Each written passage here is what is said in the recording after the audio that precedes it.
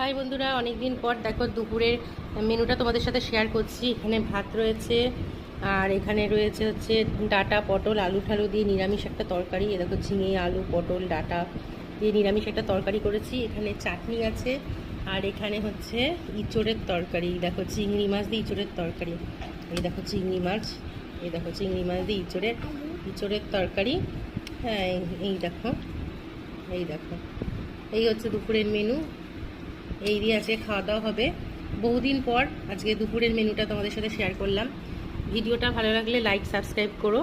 তোমরা কে কে ইঁচড় চিংড়ি খেতে ভালোবাসো? আমি তো খুব ভালোবাসি। কে কে ভালোবাসো কমেন্ট করে জানিও। আর এইখানে ইঁচড় চিংড়ি মাছগুলো বড্ড বেশি বড় বড় হয়ে গেছে, তা কি করা যাবে, বড় বড় চিংড়ি ছিল তাই দিয়ে ইঁচড় করেছি।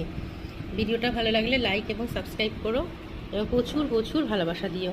ঠিক আছে, ওকে, বাই।